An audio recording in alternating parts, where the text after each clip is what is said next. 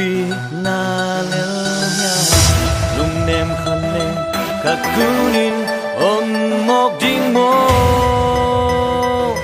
na tha toy lai hi lo mo thong win na ka te sam kya in na mai bo zo na ni bang ta bolong liam ma zo pa pe o mu pa lai bang ni le ni nui pi bang sa in khau so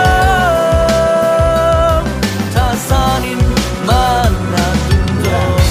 chỉ bên khát về lên lùng nôm nằm mãi tay nà khát về lên lùng kiến na khát về lên làm mãi nêu na nhưng chân na vừa rồi na nộp sang na to kim chim na tua khen đau khát khi khát hốt đeo đi khi đến luôn na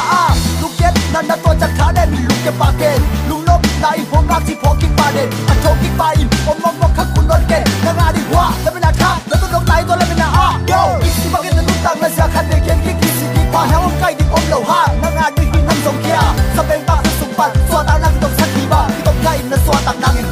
dan lukhang laban Tawin na kate sa piyain na may mozo na ni banta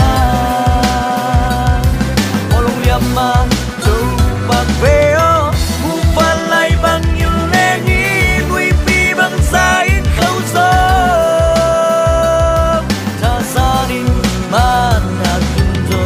Kam nau khat, mom nau khat, halung jam khat Napalay ni abul man, halung jam pa Nahaksan nate, sesen lawin yakin lawdi Sesen le, sesen lawin tom sesen di Tun, mupalay bang nakate sabi le kya Lung yakin kanem ken, namanap tung namin ya Imu mukan lao mo maken, bang kantay nung lumlay di Kang rastoy lay, tawin le kya tun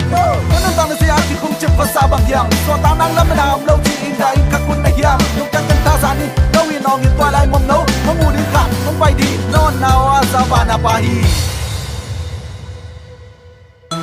Sẽ en na te na tua chan Sing te vul bang ni Vul lin ka lel di mo mom no Na palay ni abe ma kasani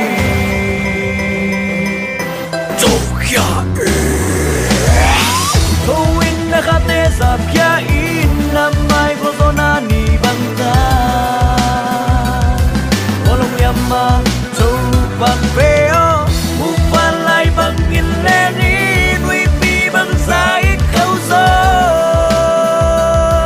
Ta sanin man na tundo Bakit lutang na siya katigyan Kikisiki pa na ang kayo Ang lawha Nang adihin ang sokya Sabay makusupan Swata ng pagsakiba Itong kain na swata ng hindi Nalukhan na ba Kang laukat, mom laukat Halong jam kat Napalay ni abulman Halong jam pa Nahaksan natin Sesen lawin yakin lawdi Sesen le At sesen lawin tam sesen di